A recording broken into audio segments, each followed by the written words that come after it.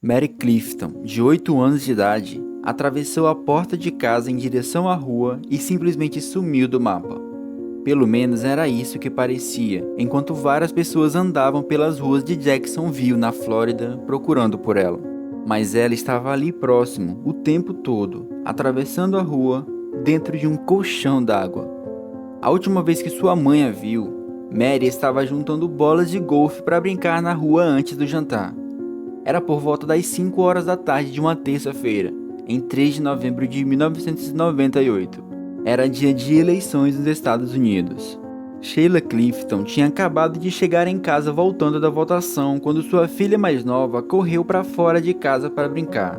A última coisa que ela disse foi: "Esteja em casa para jantar às 6h30.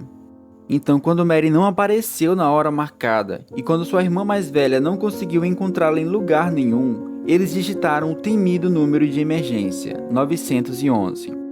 Na escuridão daquela noite, a família Clifton e os vizinhos apareceram com suas lanternas para fazerem as buscas naquela rua calma de Jacksonville. No meio dessas pessoas estava o garoto que morava ao lado, Josh Phillips, que tinha 14 anos de idade. Phillips, naquela época, devia estar no 9º ano e para qualquer pessoa que olhasse em um primeiro momento, ele era apenas um garoto comum. Um estudante calmo e amigável, com notas médias, e que nunca teve nenhum problema na escola ou em casa. Ele vivia com seus pais, Steve e Melissa, bem próximo à casa dos Clifton, atravessando a rua.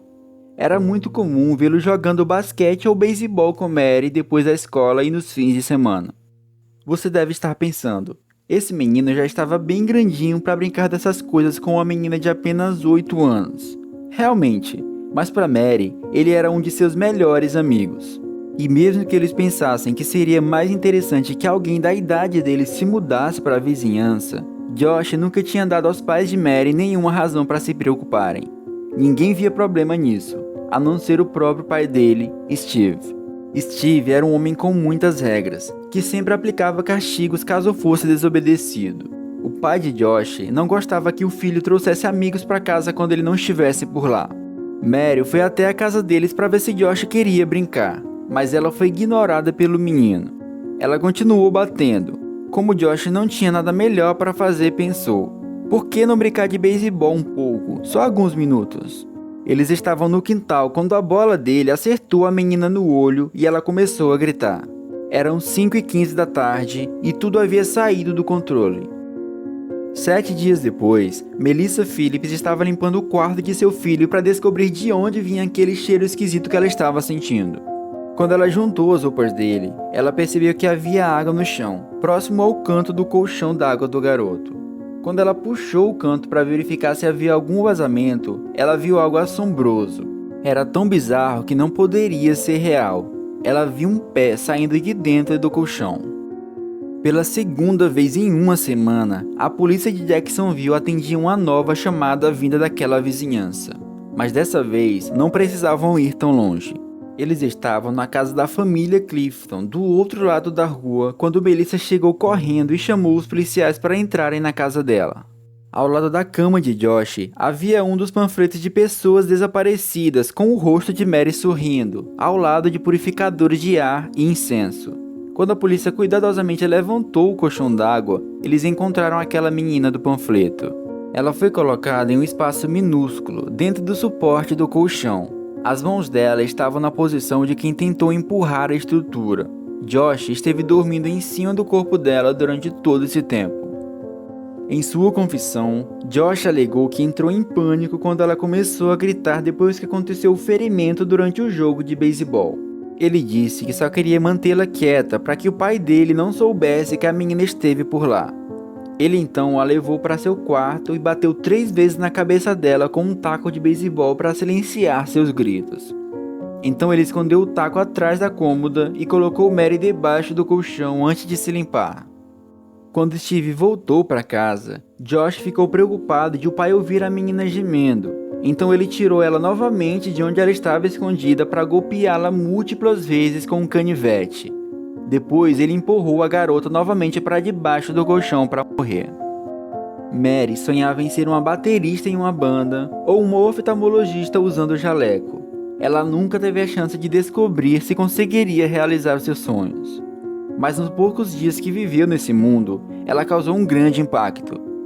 Ela era uma pianista muito talentosa e também já mostrava bastante talento como jogadora de basquete e também como dançarina. A irmã dela disse para um jornal local que ela era sempre a primeira a se tornar amiga das pessoas. Ela odiava ver quando alguém estava sozinho. Talvez por isso ela foi tão empática com o garoto que morava do outro lado da rua. Josh e sua família se mudaram para Jacksonville vindo da Pensilvânia mais ou menos 2 anos antes.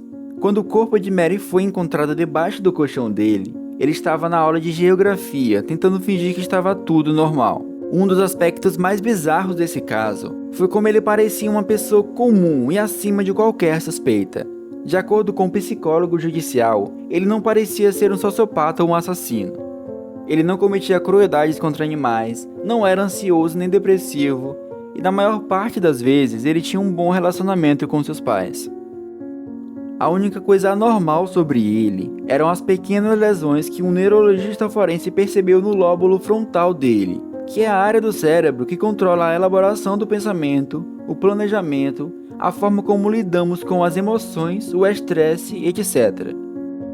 Pode ter sido por isso que ele agiu de uma maneira tão terrível? Talvez. Mas essa não era a única razão. A história a respeito do inocente jogo de beisebol que deu errado não colou muito, e pode ter sido tudo uma invenção. De acordo com a acusação, 30 minutos antes de Mary bater na porta dele, Josh estava em seu computador assistindo pornografia violenta. Quando o corpo dela foi encontrado, as meias e as roupas íntimas da menina foram tiradas, e não havia nenhum vestígio de sangue no quintal, onde supostamente havia acontecido o acidente. Também não havia sangue na bola e não foi encontrado sujeira na roupa de Mary. E essa não era a única suspeita a respeito dele. Jessie, a irmã de 11 anos de Mary, relatou que ele já havia tocado em temas sexuais na frente delas e seguido ela pelos lugares. Uma foto dela foi encontrada no quarto dele. Ele a havia roubado, mas fisicamente não havia nenhuma evidência de que ele cometeu alguma violência sexual contra Mary. No entanto, quando foram investigadas as atividades no computador dele, foi revelado que na noite do assassinato, ele esteve online assistindo vídeo de adolescentes líderes de torcida sendo agredidas enquanto o corpo de Mary estava definhando debaixo do colchão dele. 11 dias depois de ter saído de casa para brincar, ela foi enterrada. Chorando, centenas de vizinhos saíram pelas ruas dando as mãos e espalhando flores amarelas pelo caminho, fazendo a procissão do velório formando o caminho até o cemitério. Pouco depois desse terrível assassinato, a Flórida mudou suas leis para que adolescentes assassinos como Josh pudessem ser julgados como adultos, e assassinatos de primeiro grau automaticamente dariam pena de prisão perpétua. O advogado dele tentou pressionar para que a acusação fosse mudada para homicídio culposo ou para assassinato de segundo grau, mas sem colocar o réu para dar ele próprio suas explicações. De fato, não havia nenhuma testemunha e o julgamento terminou em 2 dias.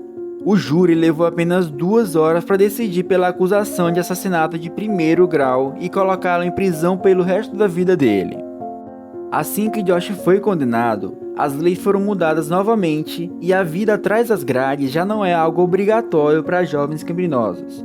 Em 2017, ele esteve novamente na frente do juiz, quase 20 anos depois de ter assassinado Mary. Ele esperava receber uma segunda chance de ter liberdade, mas de novo a justiça sustentou a primeira acusação e a pena de prisão perpétua. Alguns crimes são cruéis demais para serem esquecidos, não importa o quanto tempo passe. Aos olhos da justiça, esse é um deles. Conforme o perito médico, Mary ainda estava viva quando Josh a colocou debaixo do colchão pela segunda vez. Ele ainda dormiu em cima do corpo dela por 6 noites sem dizer uma palavra. A mãe dele, porém, havia percebido que ele estava mais quieto do que o normal naquela semana. Mas fora isso, o comportamento dele em casa e na escola estava completamente normal. Até mesmo enquanto ele estava sentado naquele tribunal por causa do crime que cometeu, com 14 anos de idade, não mostrou nenhuma emoção. E ele não arruinou apenas a vida de Mary. 1 ano se passou desde que ele foi preso, e Steve, o pai de quem ele tinha tanto medo, morreu em um capotamento de carro próximo à prisão.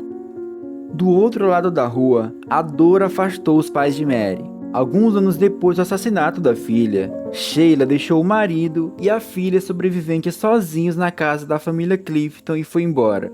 Eles se divorciaram alguns anos depois, mas ainda hoje, Jessie vive na mesma casa que viveu sua vida toda.